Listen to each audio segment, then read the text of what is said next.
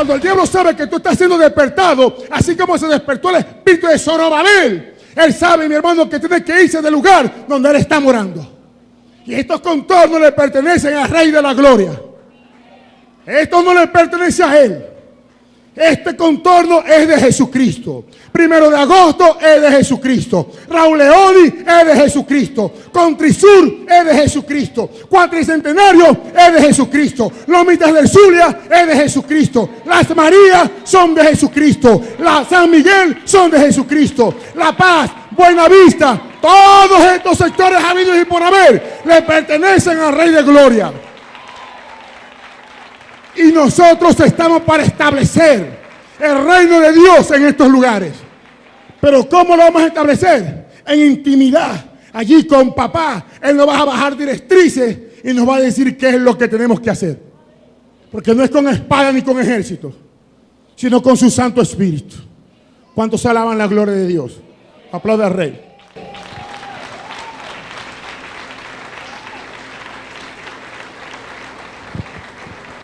Es en el momento exacto de Dios. Jesús tenía que salir a los 30 años de edad al ministerio. No era a los 27. Jesús no se apuró. No era a los 15 años, ni a los 20 años. Era a los 30 años porque era directriz del Padre. Cuando Dios te da una directriz, porque es un cairo de Dios para el momento y hay que aprovecharlo. No sé si usted me está entendiendo. ¿Y cuándo entendemos el lenguaje de Dios? ¿Cuándo? ¿Cuándo sabemos cuando Dios nos está hablando? Cuando estamos sumergidos en su presencia. Cuando estamos allí adorándole, bendiciendo su nombre. Él viene y te habla a tu espíritu. Y te dice, hijo mío, haz esto, haz lo otro. Y cuando Dios te da una directriz, mi hermano, es la palabra más segura. No vas a fracasar. ¿Fracasar qué quiere? Aquel que camina una palabra del Señor es como si llevara la bomba atómica ahí. Que se la va a lanzar al infierno para que respete. ¿Cuántos alaban a Dios? Aplauda a Jesús.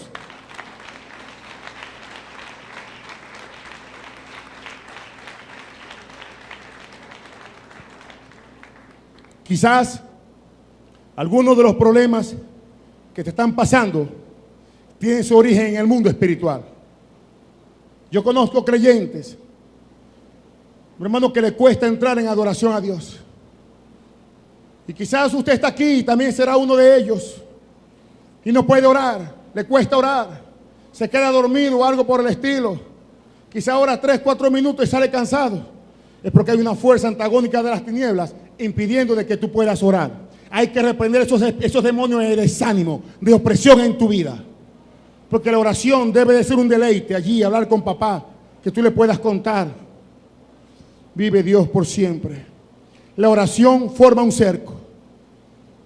La oración forma un cerco en el mundo espiritual. Forma un cerco a favor de ti, a favor de mí. Vamos a leer Lucas 22. Lucas 22, versículo 31. Gloria a Dios.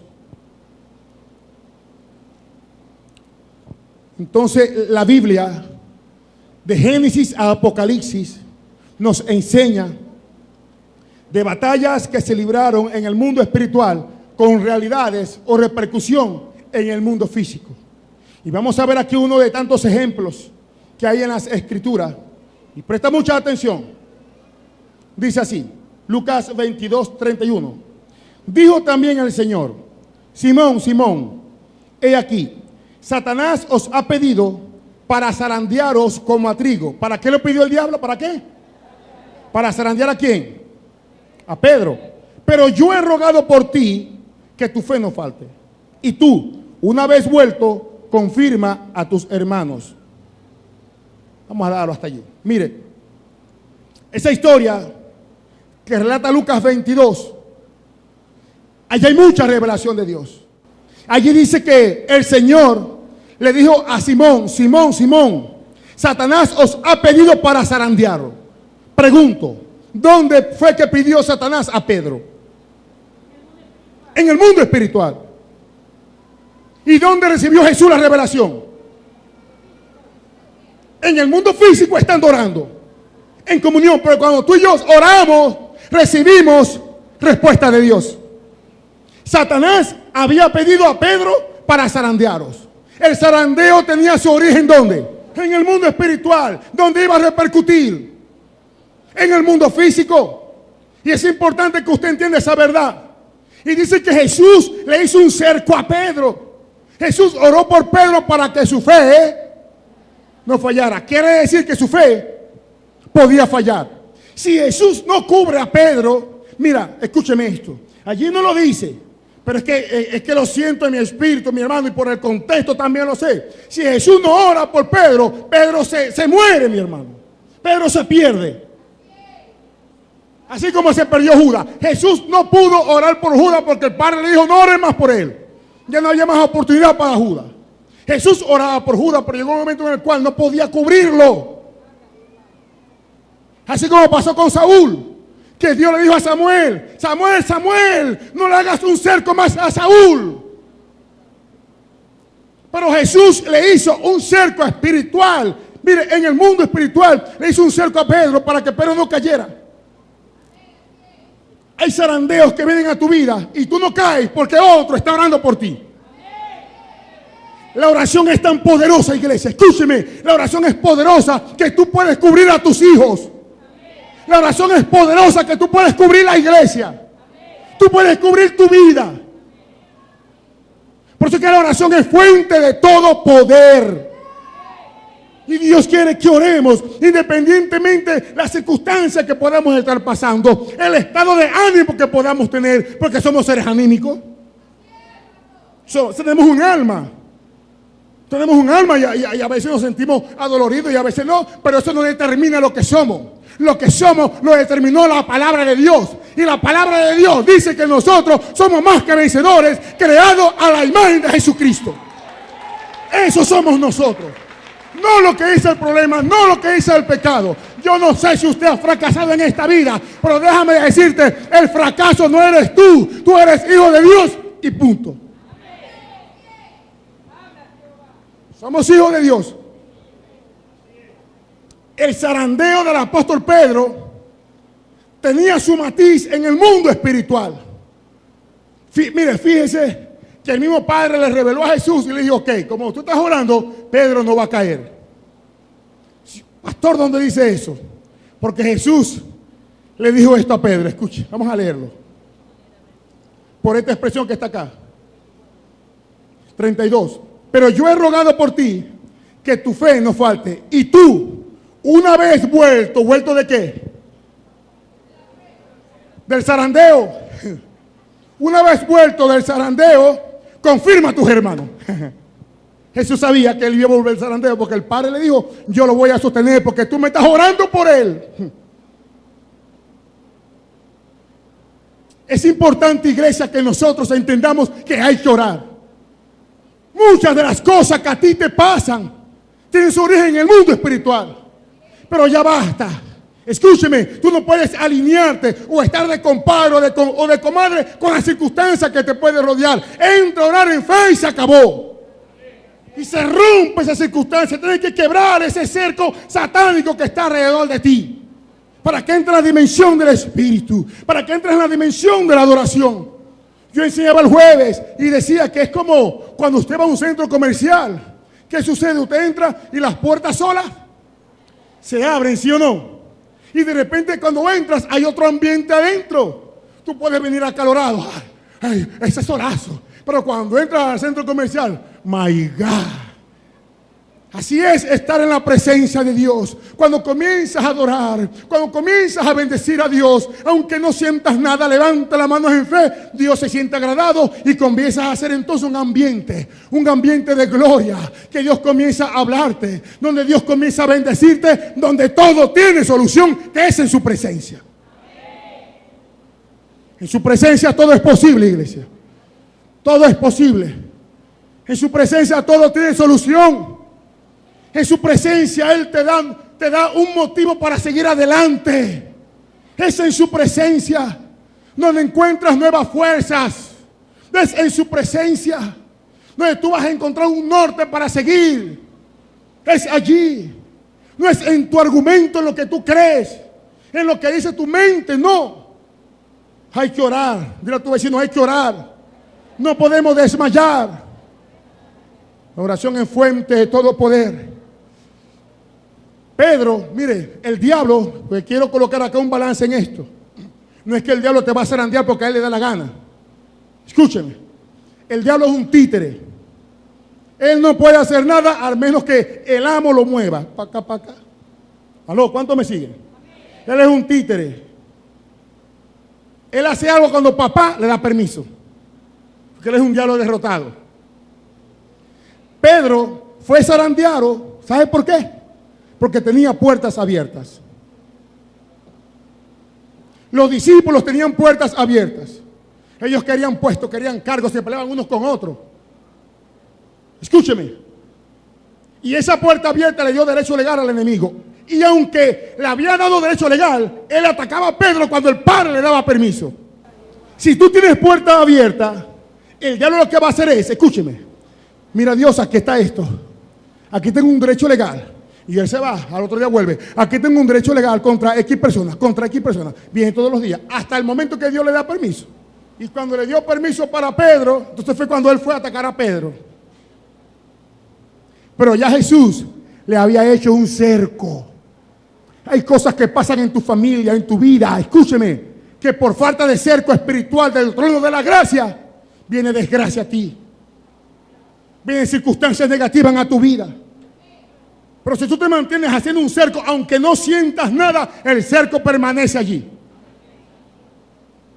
A veces vienen desánimos a tu vida, pero desánimos del bueno por falta de oración. Hay que orar. Y cuando oramos, todo cambia. Mira, cuando tú oras, tú te sientes bien. Pero cuando dejas de orar, te sientes mal. Yo no he orado. Y no he orado. Ayer convocamos aquí ayuno congregacional. Perdón, el jueves. Acudieron como 60 y tantas personas acá. Pero mire, fue de bendición, como nunca antes. Como nunca antes. No hay palabras como expresarlo. Es que en su presencia todo es distinto. Y es sobrenatural todo. Y era para que toda la iglesia estuviera aquí, apartado con Dios, apartado con papá. Mire, hubo un niño que oró. No. Esa oración, mi hermano, traspasó los cielos. Quebrantado, llorando allí. ¿Cómo intercedía ese niño? Y eso es lo que Dios quiere, que seamos como ese niño. Que la oración sea así, genuina.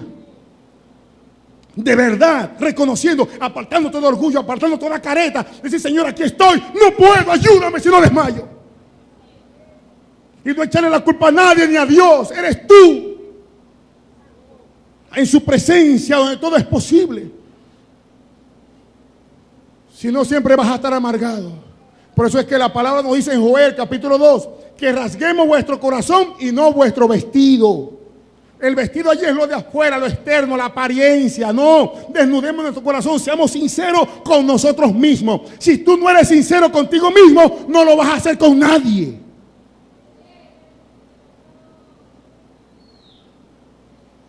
Tú puedes estar vacío, mi hermano, y puedes andar como un pavo real aparentando que estás bien con el Señor. Y estás más vacío que el mismo diablo.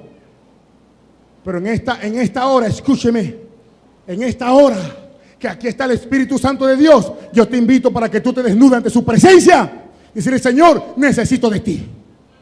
Porque Dios en esas circunstancias no te puede usar. Porque los corazones los conoce Dios. Dios conoce el corazón. Podemos aparentar, mi hermano, pero esa canción, esa oración no pasa del techo. Pero cuando intimamos con papá en espíritu y en verdad, cuando somos agradecidos ante Él, entonces recibe gloria de parte de nosotros. ¿Cuántos alaban al Rey? Aplauda a Jesús.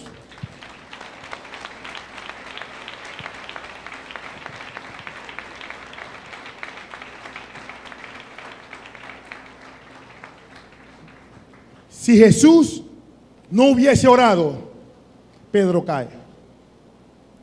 Pedro cae. Nosotros como pastores, y le hablo acá a los ministros del Evangelio de Jesucristo, todos los que me ven a través de la web y los que están acá, el trabajo de un ministro, escúcheme, no es para que la gente le sirva. El trabajo de un ministro es para ser más esclavo que los esclavos. Porque Jesús vino a servir. Y una de las tareas es orar y cubrir, formar cerco a todo el pueblo, a toda la congregación. Como hizo Jesús con sus discípulos. Entre los discípulos de Jesús, ninguno se perdió. Solamente el hijo de perdición, dice la palabra. Jesús lo cubría a todos. Judas se perdió porque quiso. Pero el trabajo de nosotros como ministros es pagar un precio. Dios nos llamó con esa intuición para que en la tierra doblemos rodillas, penetremos al mundo espiritual y cubrir a aquel que aunque esté mal, Dios lo cubre por causa de la oración. Y la iglesia tiene que entender que también tiene un llamado. Y es a interceder por este mundo, por las personas. Es para establecer el reino de Dios. ¿Y cómo lo establecemos? Con la directriz que Dios nos dé. ¿Y dónde nos da Dios la directriz? En el secreto. En el secreto. Hay que ir al secreto. ¿Cómo supo Jesús que Pedro iba a ser zarandeado? ¿Cómo lo supo? Porque estaba en el secreto. En el secreto Dios te dice, va a pasar esto, va a pasar lo otro. En el secreto Dios te da sabiduría. Y puedes aún pesar las palabras de la gente, las intenciones del corazón de la gente. Venían a Jesús, maestro bueno, ¿por qué me tentáis? ¿Y cómo le dijeron? Maestro bueno. ¿Y qué le dijo a Jesús? ¿Por qué me tentáis? Jesús logró discernir. Tú tienes que discernir. ¿Y cuándo vas a discernir? Mire, si yo me la paso todo el tiempo viendo televisión constantemente, ¿qué es lo que voy a discernir? Lo que vi del juego de fútbol, del juego de béisbol, o de la novela, o de los picapiedras, o llámese como se llame. Porque en donde yo pase más tiempo, de eso voy a hablar. ¿Aló? Ajá. Dele por ahí, pastor, ajá. Entonces, es importante. Mire, cuando tú comienzas a intimar con papá y se rompe ese cerco espiritual satánico que te rodea y sales de esa pesadez, ¿sabes qué es lo que tú vas a decir? Es que esto es vida. ¿Dónde estaba yo que no había conocido esto como una playa? Porque en su presencia todo es distinto. Es el mundo donde todo es posible. En su presencia los problemas se vuelven nada. Sí, dile a tu vecino, sí. Dile, sí. En su presencia. Alabado sea el nombre de Jesús. Vámonos al libro de Job. Job capítulo 1.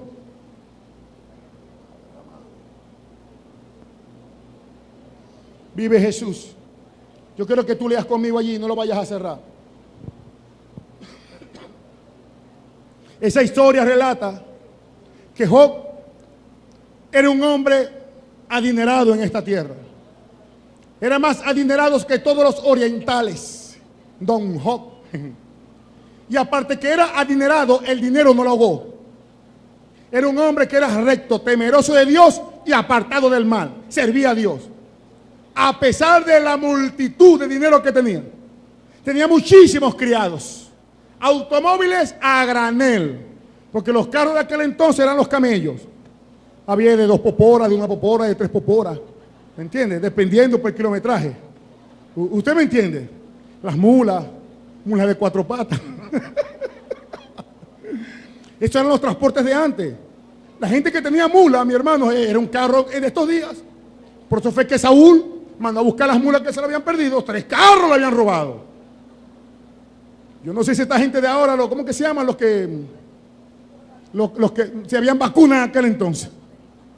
Si pagaba vacuna el papá de Saúl.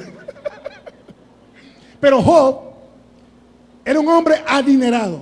Tenía todo. Sin embargo, es más, dice la palabra que raíz de todos los males es el amor al dinero.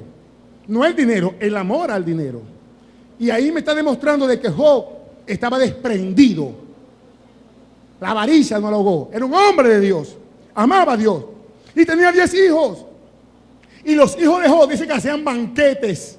Se invitaban unos con otros. Invitaban a sus hermanas. Y sucedía que Job, escúcheme, Job lo santificaba. Vamos a leer el 5.